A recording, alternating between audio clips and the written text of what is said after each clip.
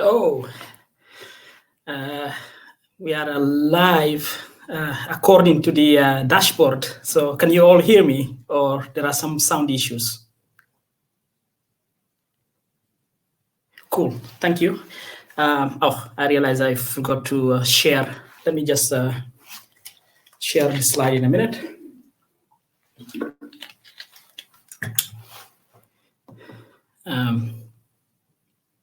Chrome tab. This one here. Okay, cool. So it should be sharing. In fact, I see our friend Soham on the thing. Let me bring him on screen, if possible. Hello, George. Hello, everyone. Hello, Barry, CJ, and Aditya. Welcome back. Okay, cool. Soham, I can hear you and see you. Thank you so much. That's again. great. Thank you. Cool. Okay. I guess the slides. Everyone can see the slides, right? Yes. Okay. Cool. So let me maximize this. Yeah. So welcome to the last session of 2020. It's been a very long journey, but it's really been fun for me. I hope it's been the same for you guys. To come this far. So well done to all of you. So this is the agenda, the summary today. It will be slightly short, but hopefully you will take your time to revise before we go to the before we resume next year, where things will start to be a little bit more interesting when we start working with operators and these things. Okay, so we'll just the pre-lecture comment stuff and then recap the axiom 1 and then go through all these concepts that we need. So this is the easy bit.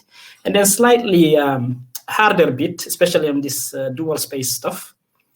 And we will reintroduce the Dirac notation, and you will see why it makes sense at the same time, and why it's also a little bit excess baggage, I would say. So yeah, the judgment is out. I'll leave it to you once we go through it. And then we'll go through briefly through this thing, which actually makes it, the Dirac, the Bra stuff make more sense. So this theorem gives it much more like a mathematical sense. Okay, so for those of you, I know there are some people who sign up. So whether you are watching now or watching on YouTube, we are here. So well done to all of you who've been through this journey since September to come all the way to where we are today. So, and there is only one box to go. As far as this section here is concerned, I'm not sure. I think today we will have everything we need in order to get into this section smoothly. And then maybe there, if needed, I'm very flexible to add an extra session or so, depending on on your appetite. Okay. So let me just, before we dive in, let me check. Assume everyone is okay. There's no questions about the scheduling. The scheduling. So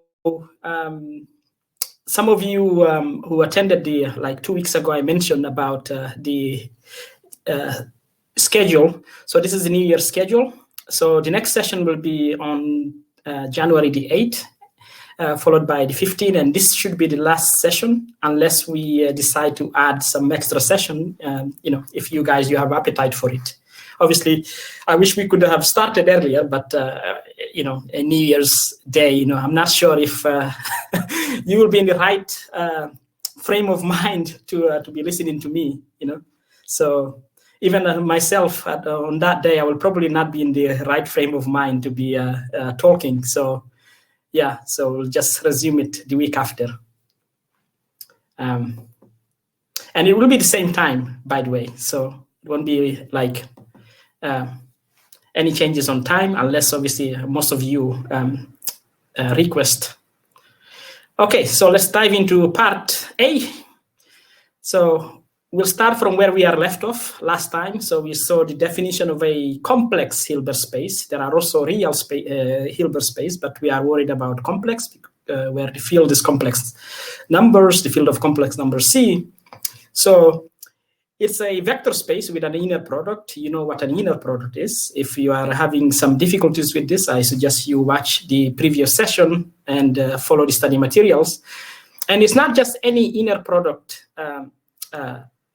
space. It's an inner product space with this condition, that the norm on the inner product induced by the norm is complete in the sense that we went through quickly in the previous session. So what this means is that it's essentially what this means is that the Hilbert space, a Hilbert space is actually a Banach space under the induced norm. Okay.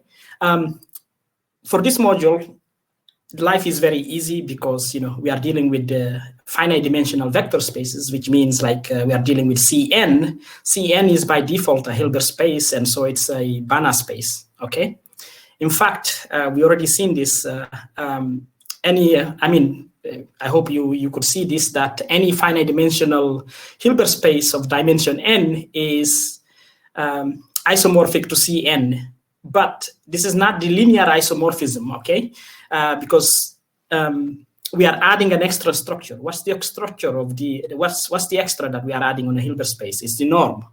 So for two Hilbert spaces to be isomorphic, or as the jargon goes, unitarily equivalent, we need to have like a map that preserves the structure. In this case, the norm. We will see this more. It will make more sense in the operator sense, in the operator section, where we will see the unitary operators are the ones that preserve the norm. Okay, so. And we also saw that people often, especially in intro textbooks, the emphasis is mostly given on Hilbert spaces, but actually behind scenes, the mathematical machinery is far greater than just Hilbert spaces. You have also Banach spaces that play a very important role. Now, I think some of you already know this answer, whether a Banach space is necessarily a Hilbert space. Well, in finite dimensional case, the answer is yes. But in infinite dimensional case, this is not true. A Banach space doesn't have to be. This is where you have to kind of be in this position of trying to use different concept that you went through. Remember, there's one of the theorems that tells you how to recover an inner product from the norm. Okay, so if the norm is not complete, good luck with that. Okay, so I assume there's no problem with the Hilbert spaces, at least at this level when we are talking. Okay, so thank you, George. I knew my spelling is unitarily. Does it take what's wrong with the double L? I guess where is it?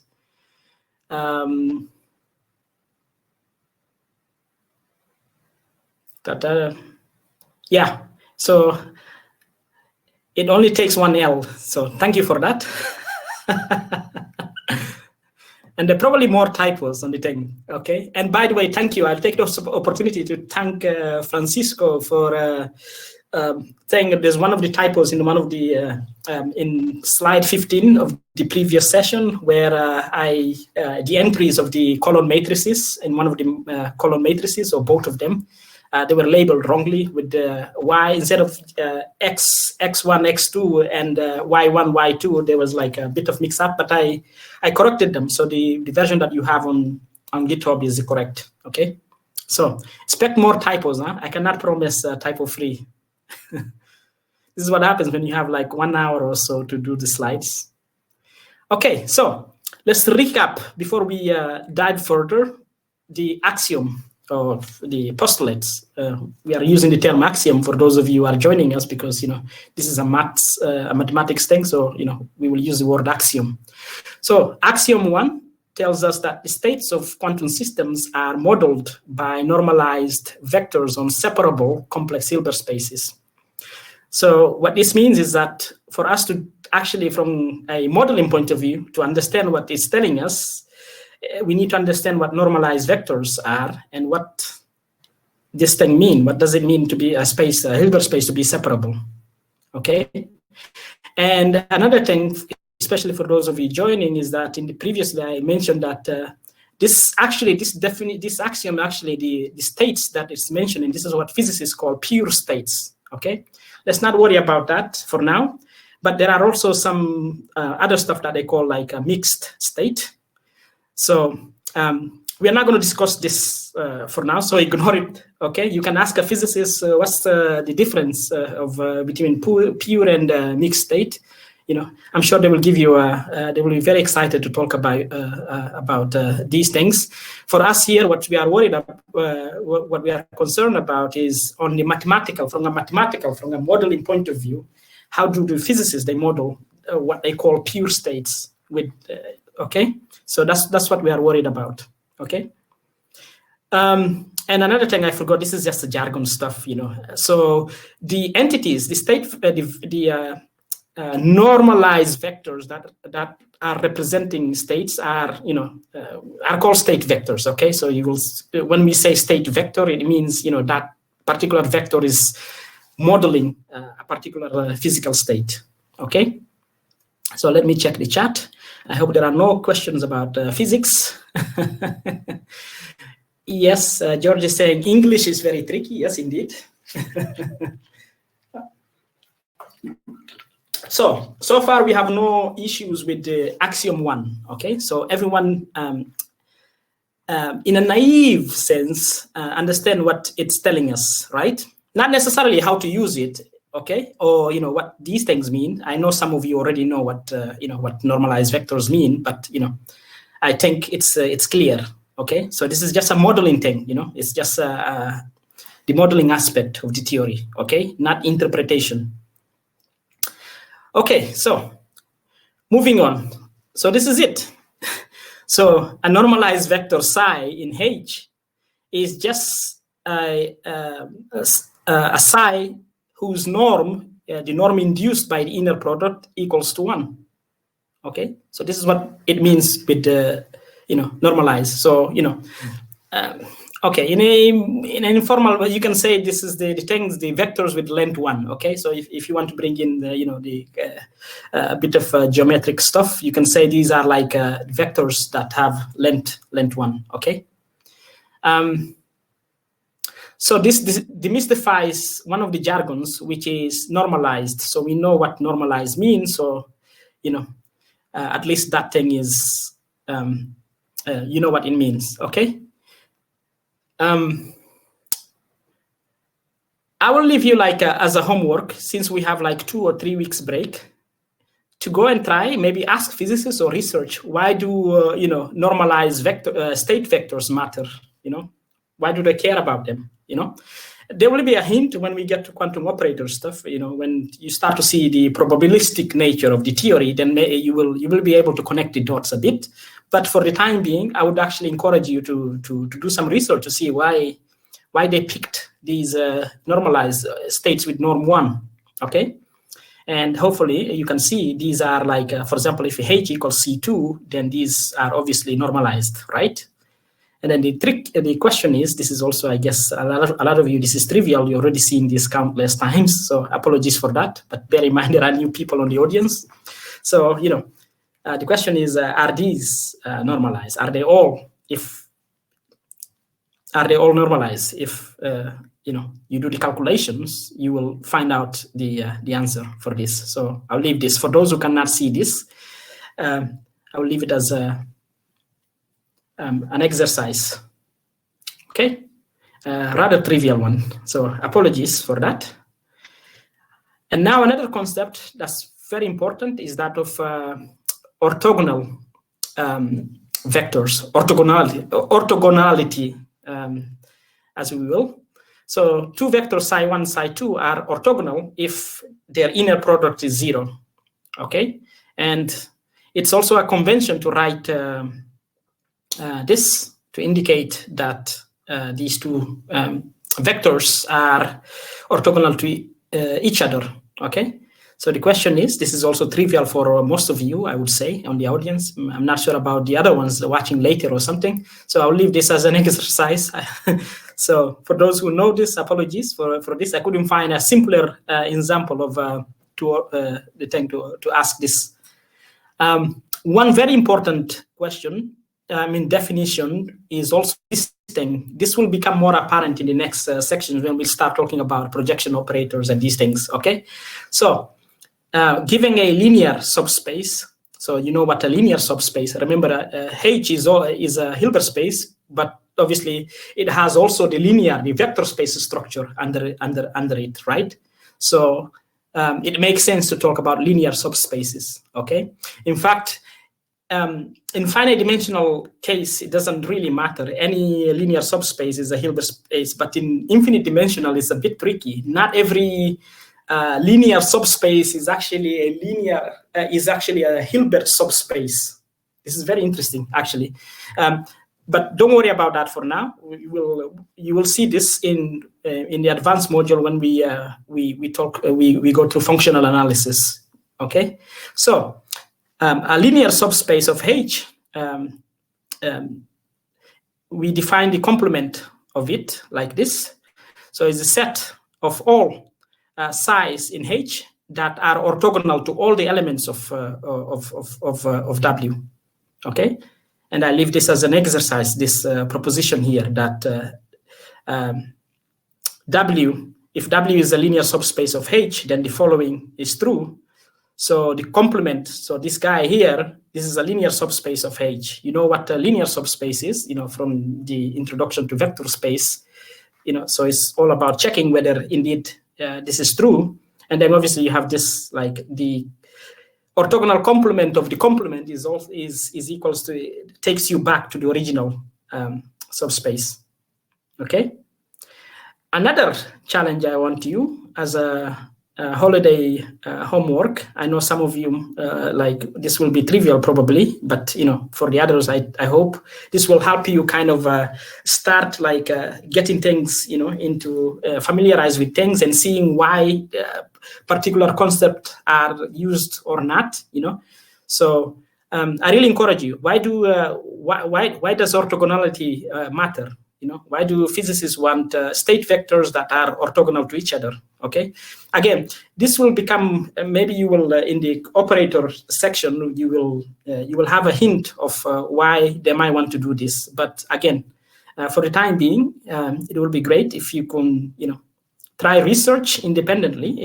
I'm pretty sure there is a lot of forums out there, physics stack exchange or whatever it's called. There's probably somebody who asked this question, so go and check out and see the answers for yourself. Or even better, ask a physicist. Say you are studying, you are doing some stuff in maths, and it turns out, orthogonal vectors are of very interest to physicists. Why? Why does it matter to them? So,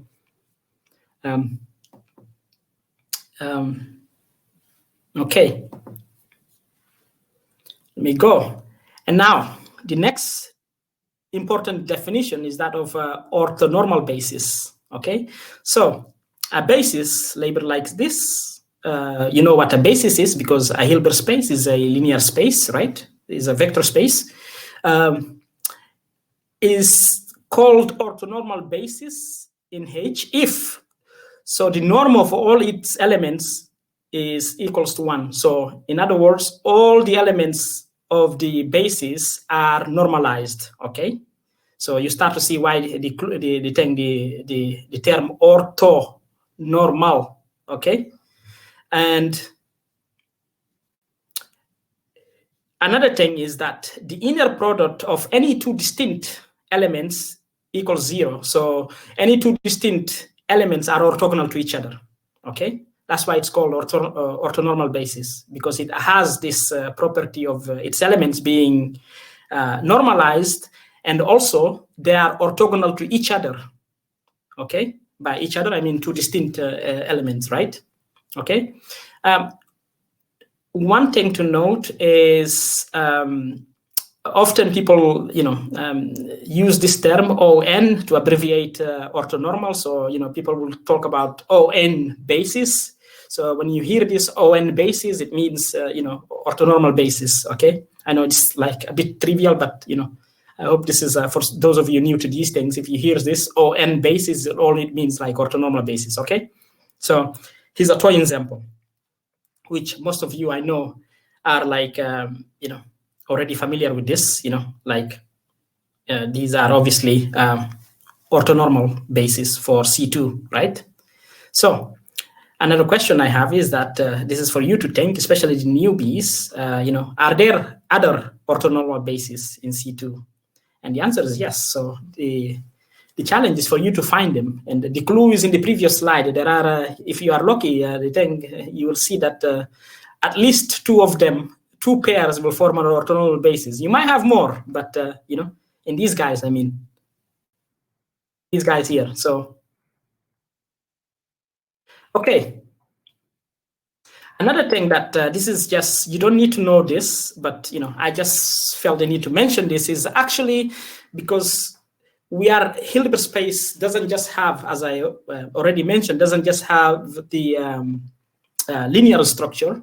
It does have, the norm attached to it. It has a topological structure also, and so on. The actual basis is not the linear base, which is known as the Hamel basis. Okay, so this is the actual norm for the actual basis for Hilbert spaces are called Schauder basis. The difference between them, Schauder and the Hamel basis, will become apparent in the advanced stuff when we talk about functional analysis. Okay, because we are dealing with the finite dimensional stuff. It doesn't really matter, because the same stuff we can the Hamel. It doesn't. The distinction between Hamel and Schauder doesn't make. There's no difference really. You can just ignore it. Okay. But in the infinite dimensional case, is very important. Okay, let me check.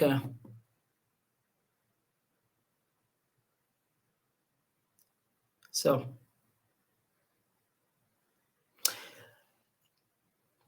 George, I'm just checking the chat to see. I see.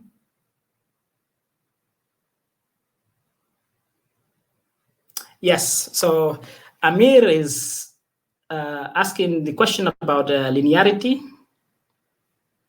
Okay.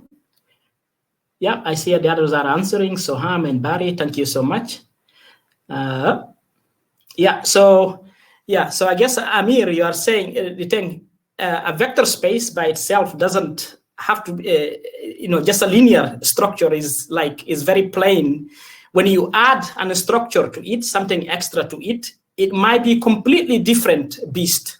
Okay, so this is one of the things that you need to start getting used to it as you add more structure into sets. We started as like sets, and then we started adding more structure. But anytime you add a new structure, you are creating a new beast. Okay, you can still invoke the properties of the previous structure before you added the new structure, but it becomes, a little bit slightly, or sometimes even more, a radically different beast. Okay, and it's very hard to see here when we deal with, like in this case, in the case of Hilbert spaces, because we are dealing with the finite dimensional Hilbert space. In this case, Cn. It's not that clear, but it becomes more clear once we get to functional analysis, and you start to see these infinite dimensional Hilbert spaces that have all these exotic properties where you have to be very careful with the thing. You will start to see these subtlety in structures. Okay.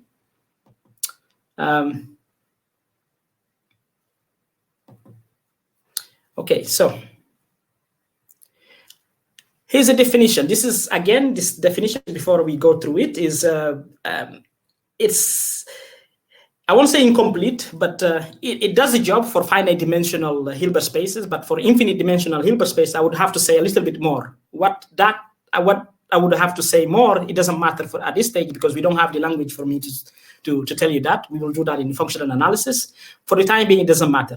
So a Hilbert space is said to be separable if it has a countable orthonormal basis. Okay, this is very interesting. So this is suggesting you already that not all Hilbert spaces have countable basis, let alone orthonormal basis.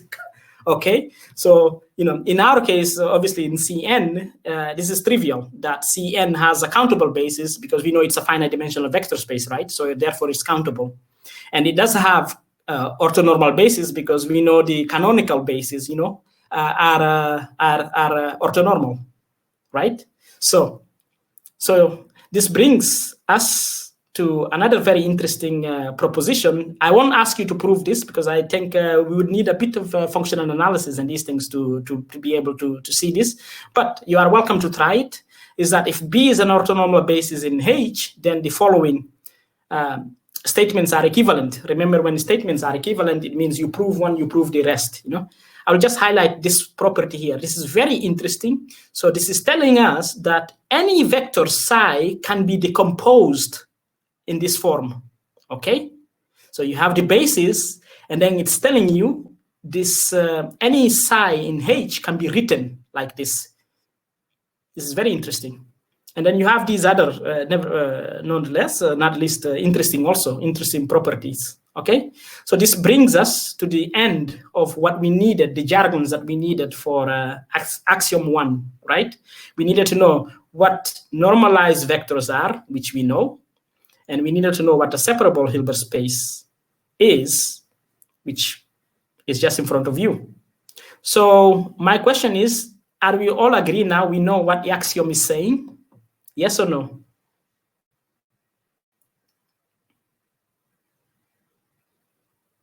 So in fact, let me go back to the axiom. Okay, so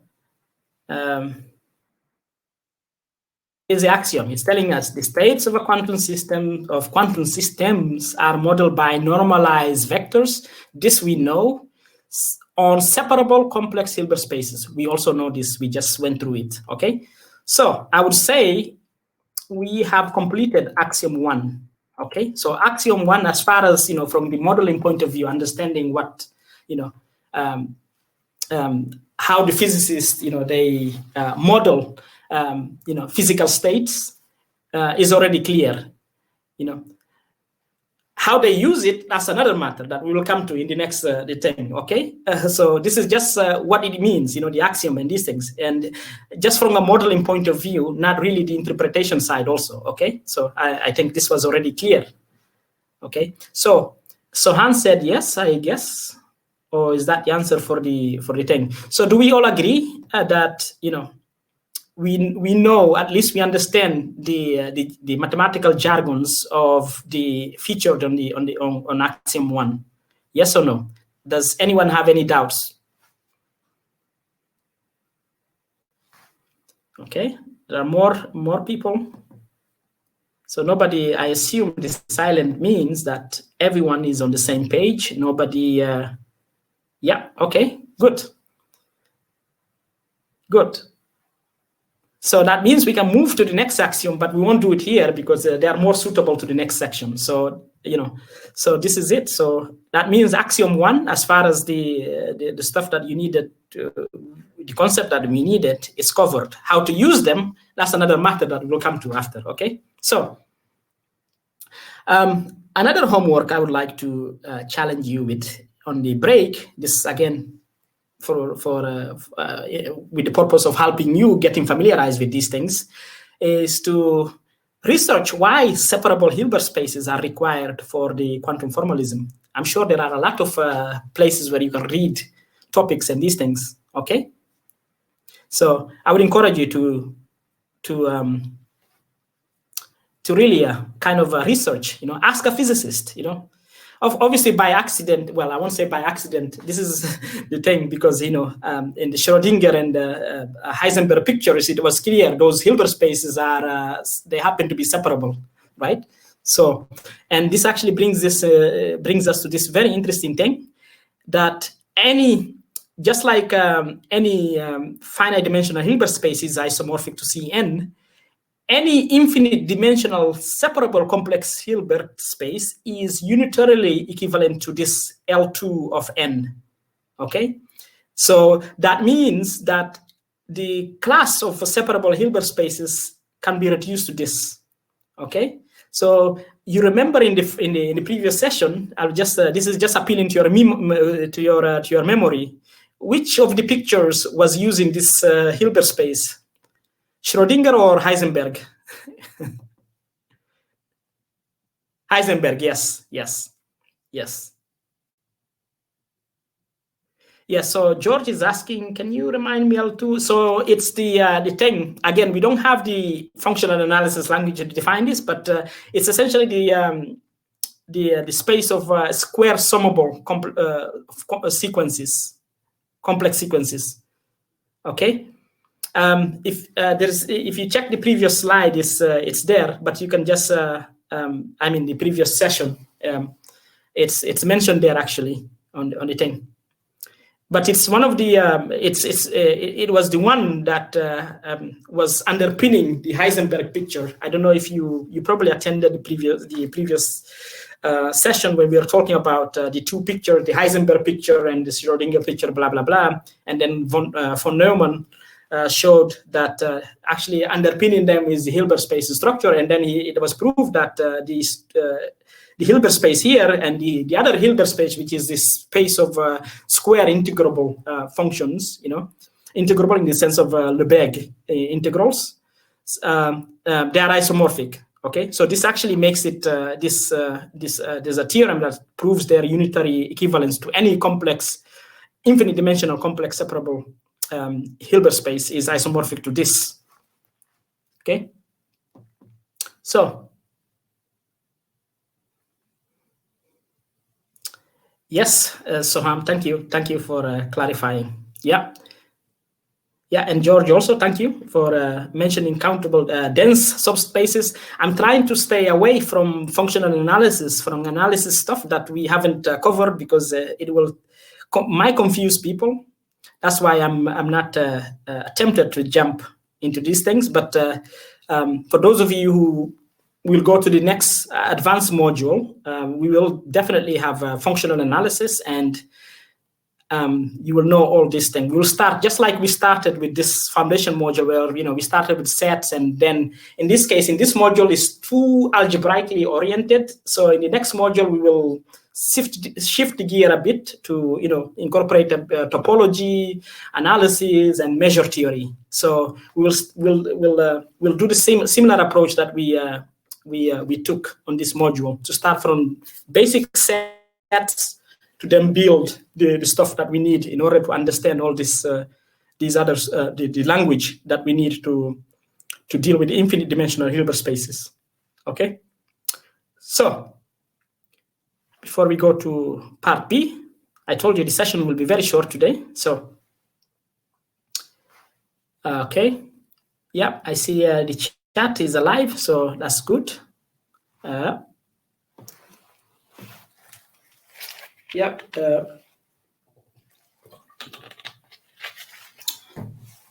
you can see already, and actually one of the things that I hope you can get out of this, if you're ready, is that all this picture, all this stuff that people say, oh, to learn quantum mechanics, all you need is linear algebra. I think you already seen that, it's linear algebra is not enough. I think I posted a post like that saying like, in fact, for those who are alive now, who thinks linear algebra is enough to learn to deal with the quantum mechanics in the thing, beyond the toy stuff? Nobody. I think all of you already see that, you need more than linear algebra, okay? Those people who tell you, oh, you just need linear algebra, okay, that's okay. Even it's only very close to truth when you deal with finite dimensional Hilbert spaces, okay? Even then, you need other concepts on top of it. So it's not just linear algebra. So I hope this is one of the things.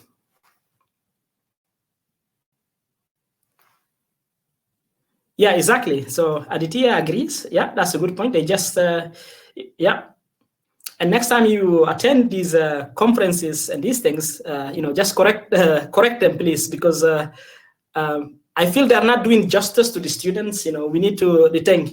It's good to be straightforward with people, to say, this topic. Okay, you can start. To get you like a flavor of the theory and these things. Linear algebra. Okay, you will think, but to tell them that you just need linear algebra is, I think it's very naive. So I hope those of you attending here this session, this foundation module, already seen this. So okay, let's move on to the next one. That's my rant. It's last session, so let's talk about linear functionals. Okay. Don't be scared. We'll go line by line. This is the proper way. Let's first. So, given a psi in H, we can construct a linear map labeled L psi that goes from the Hilbert space to C. Now, remember, C itself is a Hilbert space, right? We would identify it with C1, but obviously, it's like, I won't say a child is to write C1, but in this case, as that's how it's identified. That's why we put Cn. So C is, we don't need to write C1. So C is a Hilbert space itself, right? So this map defined like this. So L psi acting on a element of the Hilbert space, phi is defined like this. So you take the inner product of psi with phi. Okay. So the claim is this map L psi is linear. Is a linear map. Okay. So this is also called a linear map that goes from H to C is called a linear functional. We'll come to that in the next slide, editing, but I'm just giving you a kind of advance heads up. Okay, so the claim is that it's a linear. This is a linear map, and I will leave this as a homework challenge. You know what a linear map is. The thing I think in the course I was just using the term operator to call anything. It doesn't matter whether it goes from H to itself or to another space. But yeah, I leave this as a home exercise. Now, this is where you have to pay very attention. Pay attention, okay? Because physicists, instead of writing this, this map like this, they write it like this, and they call it bra. So this is essentially what bra is in a formal, concise, mathematical manner. I know some of you might be saying, whoa, this is very different from the bra, I've seen, which is the column vector with complex conjugate, blah, blah, blah. We'll come to that, actually. But this is the actual abstract. This is the general bra. This is the proper. This is the formal definition of bra. This is what bra is a linear functional from H to C. And physicists write this, okay? So in that case, when you have the bra written as this linear functional written like this, acting on a ket, because we can put the psi inside the ket, like we've been doing in the past few sessions before the last one, the inner product becomes like this. Not the inner product, the map, the bra acting as a function, like this function here, okay? Acting on phi becomes like this, okay? So this is the standard notation indeed for that physicists use for the inner product also. In other words, this what a mathematician would call an inner product, which is written like this, physicists would write like this. So they would essentially view it as the bra, which is this function, acting on the phi, on the ket phi, okay? And then it gets even I won't say better, it gets worse. Well, depending on which side of the aisle you are, it gets even more interesting, because then physicists go and say, you know what? This has two bars. Let's remove one of the bars, and then they abbreviate it like this. So not just we have this. This is how most notations in the physicists they write, but the construction starts like this. So it's like the bra psi acting on the ket phi, acting in the sense of being this linear map. Okay, and then physicists write this to denote this. Okay. So far, so good. Let me check the chat, because this is very important. Yes, that's the thing. Yes, correct. Bra is just a notation. It's just the actual bra leaves. We'll elaborate more on this for you to see a little bit more clarity. Okay, so this is the precise definition of bra. It's a linear functional that goes. So you take a vector, you construct a linear map like this, and then physicists call that the bra, and they write it this way because they don't, they decided to write it, instead of using this, they use this. Obviously, for a mathematician, sorry, oops, I already, the slide jumped. From a mathematician's point of view, this is like, it makes no sense. It's like, just mumbo jumbo, like a confusion stuff. But somehow physicists say it's very useful to use this notation. So, nevertheless, we will, for us, as far as we know, I'm just introducing this because, the standard textbooks, if you go and pick a standard textbook in quantum mechanics, it's full of these things, okay? It's full of the bracket notation. So if you don't know where this is coming from, it's very confusing because then, it makes it very hard. It becomes more of like, your ability to memorize as opposed to understanding what it actually means. So now this is the essentially what bra is just a linear functional if you want to be mathematically precise. And then this is very important because this will show up again in the next, when you start dealing with operators. So say, for example, you have an orthonormal basis, okay? Then the notation that we saw, like something like this from the previous theorem, remember we in the previous theorem says that in one of the remarks that if you have an orthonormal basis, then any psi can be decomposed like this for all psi in H. Now, using the Dirac notation, this becomes like this. And I think a lot of you in the audience already seen this. So, okay. So, let me check the chat to see if there is no confusion.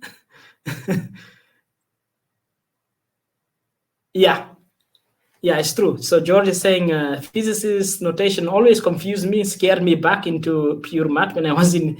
Well, that's the thing. When you look at this, a beginner coming in and seeing the bra and this, they think this is, very complicated maths. This is not a maths. This is just this notation is just a notation stuff, confusion stuff. So there's nothing mathematically from a pure maths point of view. There's nothing more. This thing is not adding anything.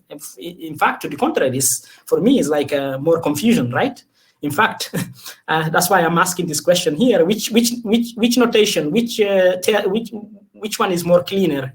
Is it this one or this one? The first or the second? For you, for the audience.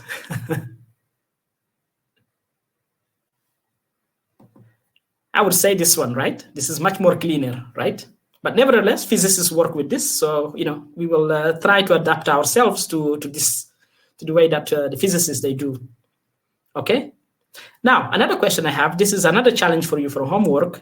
So the bra is a linear functional. The question is, being a linear map? Obviously, it has a kernel. So what could be the kernel of? What can you say about the kernel of this? You don't have to answer now because you have to think a little bit more. So I'll leave this and. Feel free to ping on Jitter if you find anything interesting, but I encourage you to go and play around, think about what could the kernel of this be, okay? And now, here's a concrete example. So if we put H equals C, this is how the bra is presented in kindergarten quantum mechanics, if you will, right? They will tell you, oh, the cat is this, you have the column vector, and then the bra is this, you take the column vector, you conjugate the entries, and then that's the bra. And then the inner product is just obviously the multiplication between the row, which is the bra, and with the column. I hope I didn't misspell something. It sounds like colon, maybe colon, I misspell it or something. I don't know. Yeah, so, okay. So this is already, you start to see already, this is already familiar to most of you who have, watched, read some of the stuff or watch, the physicists they kind of introduce in these courses, So, but formally, this is the truth. This is the thing. For a mathematician's point of view, this is what bra is a linear functional, okay? So this brings us to the next bit, which is the last bit, which is the thing to do with the dual space. So the bras, they live in something very interesting. So the set of all linear functionals, so linear maps that go from H to C, is called the dual space of H, and it's denoted with the H star, okay? I'll just make a remark here. You don't need to know this. Because we are dealing with, again, because we are dealing with the finite dimensional Hilbert spaces, I didn't need to make this further comment. But in general, when you are dealing with infinite dimensional Hilbert spaces, the dual space will be, so the linear functionals that we are considering will be the bounded linear functionals, okay? So this would be the set of all bounded maps from H to C. What bounded means, again, we need a language of functional analysis to be able to decode this. But for our purposes, you can view this as a dual, as the algebraic dual, because we are dealing with in finite dimensional vector space, Hilbert space. It doesn't matter, okay? And for those of you who have issues with the concept of dual space and these things, you remember in the study materials from the previous section, you can check this section here, 3F, from pages 101 to 113, okay? And now we go to the very interesting theorem. Again, if we are in the functional analysis, I would have to tweak it a little bit, but it does the job, okay? So it says, this is Rie's representation theorem, very important theorem, that given a Hilbert space and an element of the dual space, so given a Hilbert space and a linear functional L, there exists a unique, this is the key, there exists a unique psi in H such that L can actually is the same as the linear functional induced by psi. In other words, you will find this. So L acting on a on any phi in the Hilbert space will be like this. Notice I'm using the mathematician's notation for this, because I think if I used the Dirac notation, it would have been confused, okay? So I hope this is clear, at least the statement of this. Not the proof. The proof is a little bit longer and this thing, and I leave that for the study materials. And one comment I'm going to do on the study material is that the mathematicians normally switch the order. So mathematicians would put psi on this side, okay? But it doesn't matter, because both will yield will generate a linear functional, okay? So just in the test book, which is, I believe, is the case, you won't see this psi on this side. You will see it here, okay? So it's like inverted on the test book, okay? But it doesn't matter really, okay? Physicists, we are doing it this way because this is what enables us to see what bra is, right? So we could have the bra on this side. That's why we did it. But it doesn't matter, because both will give a linear functional, okay? So, and then this theorem essentially says that, these two, so the dual space and the Hilbert space actually are isomorphic, okay? So in a way, it's actually justifying why people, you don't actually, maybe this is a kind of an excuse for physicists to maybe immediately start talking about this to people instead of going through this, okay?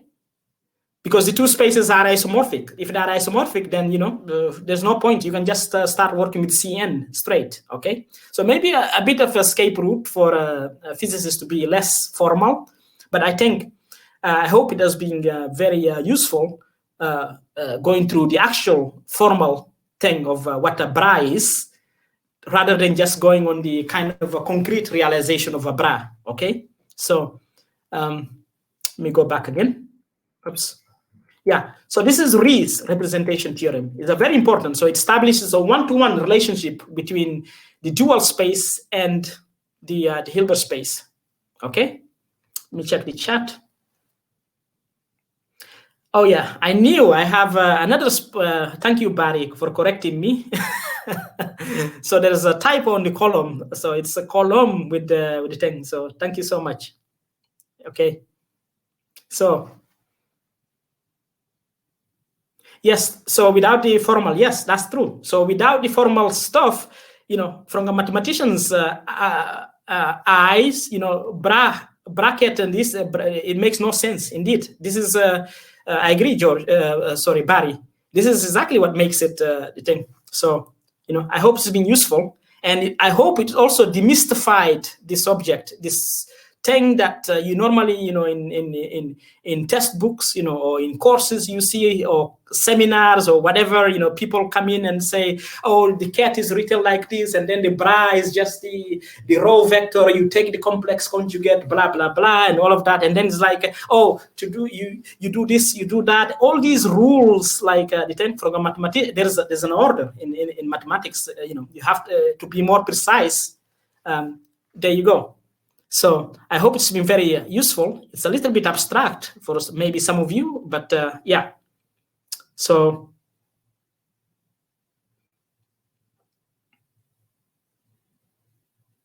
Amir is asking, unfortunately, what's the focus of the unique? Well, the uniqueness, as exactly what Soham was saying, it leads to isomorphism. So it means that there's one-to-one correspondence between these two spaces. So any element of H actually generates a linear functional in a thing. Okay, I hope it makes sense.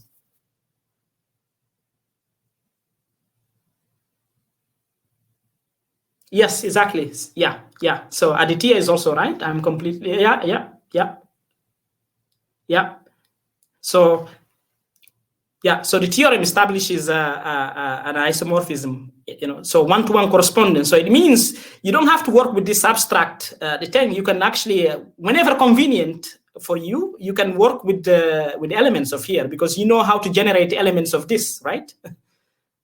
Okay, so, and obviously this also means the dimensions, the two, because they are isomorphic. You remember the isomorphism, the dimension theorem that says,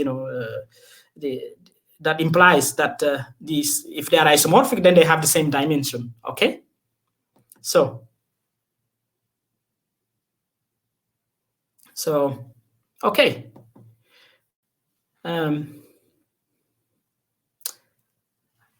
Study materials.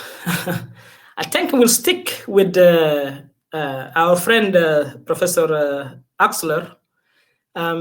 The reason for that, for those of you who haven't attended the previous session, is that I was trying to not give you anything to do with functional analysis, because you won't see these toy like finite dimensional Hilbert spaces. You will see all sorts of stuff, like infinite dimensional stuff that we haven't really covered in it, and you need a bit of analysis, topology, and all of that. So I'm trying to find a middle ground, and I think this does the job. And he does not. I don't think he mentioned the word Hilbert spaces, or even Banach space. He just mentioned inner product spaces, blah blah. But because he's dealing with finite dimensional vector spaces, normed vector spaces, you can just whenever he says inner product space, just imagine Hilbert space, okay? Because under the hood, that's what the spaces that he's dealing with are, okay? So go through this section where he talks about orthonormal basis, and go to another one called where he talks about where he covers, not talks, he covers orthogonal complements, okay? And I would also recommend stay away from the integrals, okay? Yeah, ignore anything that shows up there as integrals and these things. We will cover integrals in a proper mathematical fashion when we go through measure theory, okay? So let me check the chat.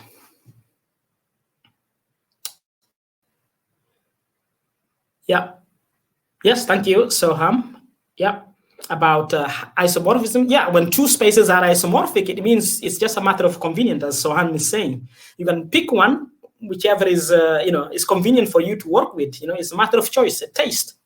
Heisenberg picked the other space because it was convenient for him to express the operator picture of quantum mechanics, whereas Schrödinger picked the other Hilbert space because it was convenient to express the wave function in the wave function picture, the approach to quantum mechanics through that Hilbert space. Okay, but from a structural point of view, the two Hilbert spaces are the same. They are unitarily equivalent, okay?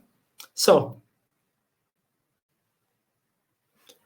yes, and we will see this actually in the, I think in the quantum operator section, actually, we will come back. It's not at the end of the matter as far as the listing, dual space, but at least I think we have now demystified the bra. You now know formally what bra is, okay? So, in some books, they also, in the elements of dual space, especially when you are just considering the pure algebraic side of things, the linear structure, it's also, some authors use the term covectors. So if you hear about covectors, it's the same thing. The only thing, they appear there more just without the extra structure of like we are doing. We have added the Hilbert space structure. So, okay.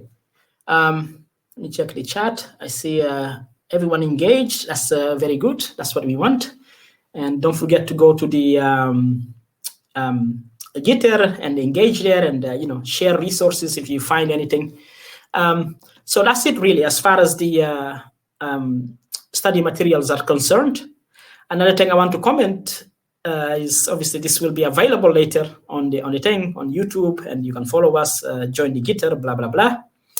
And obviously, this is the last session of the year, so I wish everybody Merry Christmas and Happy New Year. And we catch up in the New Year's on the second week of January. So let me check the chat to see if there was any question that was outstanding. While I do that, let me go back again to the first slide just before we wrap up. Yeah. So check. Yeah.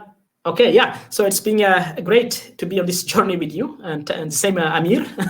So I assume for me we will make this green. So in the next session we will start covering the next axiom about observables, and these things, and then we'll start to glue things together. Okay, so I really look forward to it, because this is where you actually start to kind of dive a little bit deeper into the actual how physicists use quantum mechanics, okay, to do their stuff, to extract, to model physical systems and these things, to extract probabilities and these things. Okay, so yeah.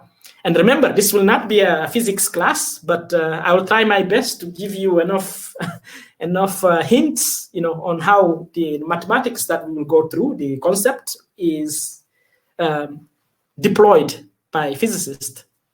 And it's always good also for you to do the research and talk to physicists and these things.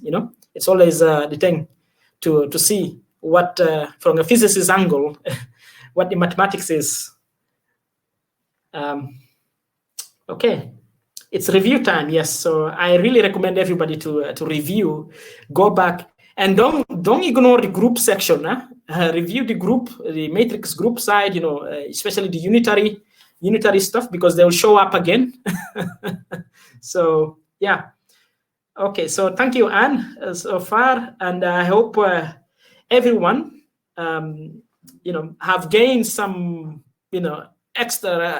extra mathematical knowledge, prior to starting. And now I think, you have a solid foundation to read books like Nielsen and Chuang. I hear people say, oh, Nielsen and Chuang, the mathematics is so hard and these things, Well, you guys, you have read Serre, so you should be able to go through Nielsen and Chuang, okay? Especially after we go through the final part of the thing, Nielsen and Chuang will be a piece of cake, okay?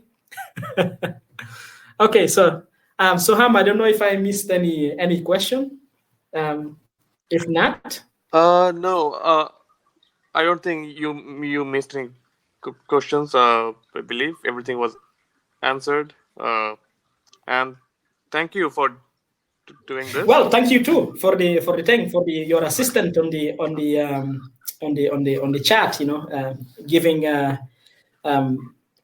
insights to the guys, especially on the physics side also. Yeah, so it's been like filling the gap from my end to the thing. So it's really guys, thumbs up to Soham. Really, he's been a massive help to the community. So we thank him so much. And yeah, thank you everybody, and thank you to the community members also. I want to thank Amir also for moderating the last. In fact, I will make a comment about that, about the fireside chats. So thank you, Amir, for the previous fireside chat. And even after, I don't know if I mentioned this, even after the foundation module finishes, I plan to keep running the fireside chats. So I'll be inviting all of you, especially the regulars, because I know the regulars, to those who are interested to be moderating the stuff. So I have quite few people lined up, from cryptographers to chemists, quantum chemists, and these things. So yeah, so stay tuned in the newsletters and these things, even if after the module finishes, because we will still run the fireside chats, and I will be inviting all of you, and especially the regulars, those of you who attend, will be given the opportunity to moderate, just like Amir and Soham did previously. So yeah, and after the module, maybe this is a comment that I should make after the end, the last session, the very last session, is to work with you to see how we can kind of work on the program for the advanced module. I have pretty much more or less what topics to cover. Maybe this is something that Soham can also be very, very helpful. So, sure. Yeah. Okay, so thank you so much again, everyone, and Happy New Year in advance. And we see you. Stay safe. I know a lot of parts of the world now we are with this, even though with the good news of the vaccine and these things, things are not easy. But stay safe, and I look forward to seeing you on the second week of January. See you all. Okay, see you. Thank you. Bye.